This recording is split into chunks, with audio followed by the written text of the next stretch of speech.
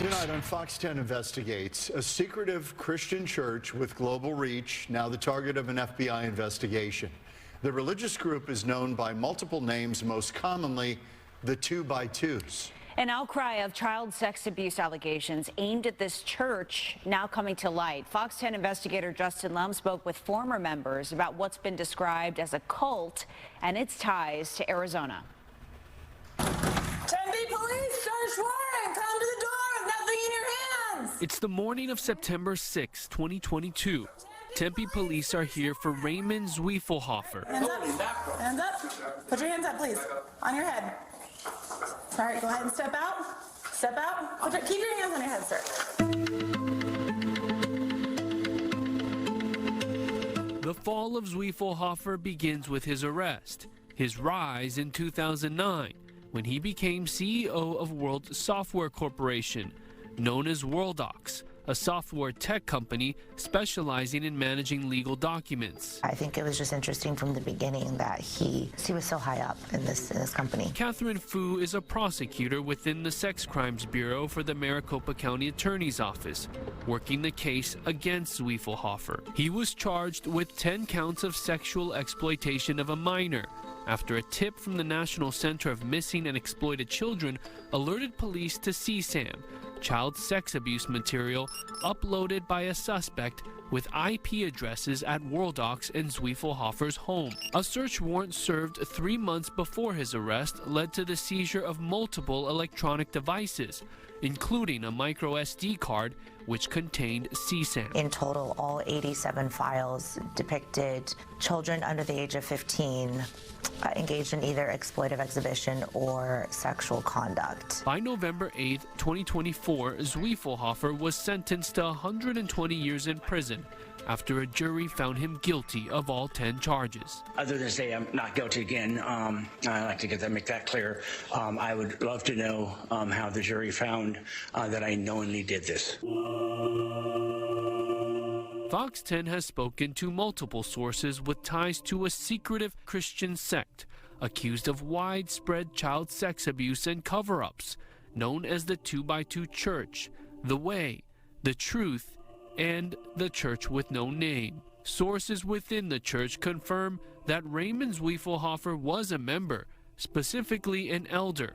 We want to be clear, his crimes did not involve members of the 2x2. My name is Sarah Black. I was born and raised in the 2x2s, in the meetings. I'm 48 now. I left in my late teens, early 20s. Sarah Black lives in the East Valley, but grew up in Portland, Oregon, going to weekly gospel meetings. Well, it's a system that is very legalistic, lots of unwritten man-made rules. I grew up without a TV. Most homes didn't even have a radio. I was with progressive parents, so I had a radio. I was also in a very musical home, but I watched my friends not be able to do certain things like participate in band activities at school. Black's parents have also left the church. She describes the Christian sect as well hidden, with an established hierarchy, overseers at the top, followed by ministers called workers, and then elders along with the rest of the church, known as friends. All this importance on what these workers speak in these meetings. So the doctrine becomes whatever you hear every week. There is no one set doctrine like some churches would have. His ministers go out 2x2. They go out in pairs, and they don't have homes. They stay in the members' homes. So the access to children is readily available because they're staying in the homes, sometimes even in the same bedrooms as the children. Cynthia Lyles is a private investigator specializing in child sex abuse cases. She's worked with the FBI on exposing the 2x2 church that originated in Ireland in the late 19th century. Workers rely on members' hospitality for housing and food, traveling with assigned partners of the same sex, denying formal religious training.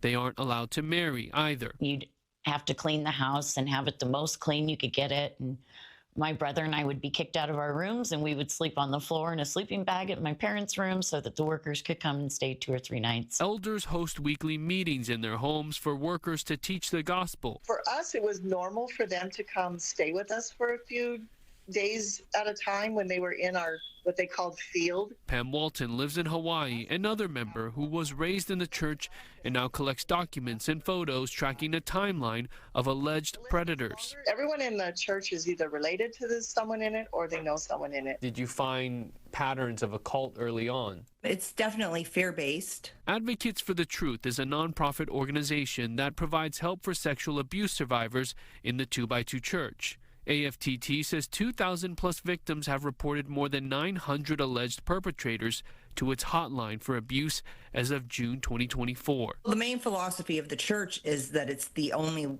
true way to heaven, and so that really complicates child sex abuse cases and sex assault cases because survivors are fearful that they will lose out on salvation if they report. Lyle shared an important letter with Fox 10, written in 2005 by a former overseer in Arizona who addressed a fellow member's history of alleged child molestation. It says, quote, "You can understand that we love our people very much and don't want to report their misdeeds to the authorities. So the way we have usually complied with the law is by asking the offender to see a professional counselor." End quote. This has been a church that has just been perfect grounds for pedophiles to be at, be in, be with, because they have had unprecedented access to children. The church has an estimated 175,000 members across the world. Its connections to Arizona date back to Glendale in the 1920s. Sometimes you would get a paper list. If you were an elder in a meeting, you might be emailed a list, but oftentimes you were told to just hand out the information or tell the information verbally. He does not want to be identified due to family members who are still affiliated with the church, and says those who have left are relieved the FBI is investigating. People on the outside are pretty excited that something will finally happen. People inside are still in denial. I don't know how many times Jesus passed through. I wanted to see what a gospel meeting was like for myself. A worker told me the gatherings were public and I was welcome to attend one held at Thunderbird High School in Phoenix. We watched around 100 to 200 people walk in, many families carrying their Bibles and books of hymns. For an hour they sang and prayed together, all seated in a cafeteria. So I spoke to a worker that has been in this church for 30 years or so. He says, like many other members, he was shocked at the FBI's investigation. He says he was even hurt by these serious allegations that came out, and the church really had to look within itself and figure out how they prevent any abuse from happening within this very, very large religious group. I reached out to the Glendale Union High School District to see if officials were aware of the religious meetings held at Thunderbird High.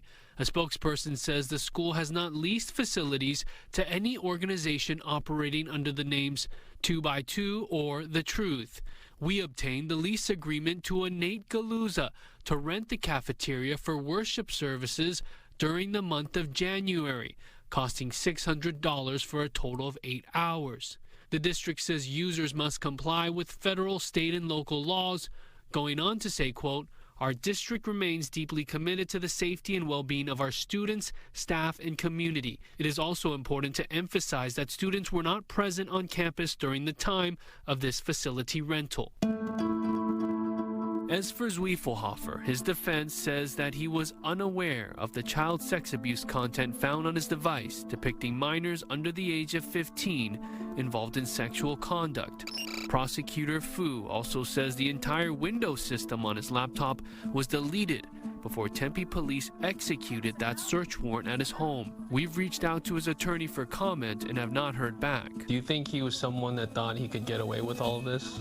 I think the evidence showing that the entire system Windows system had previously been deleted, evidence showing that there was an encryption key, I think I would say that all of that evidence together is indicative of someone who was trying to cover their tracks. I'm Justin Lum for Fox 10 Investigates.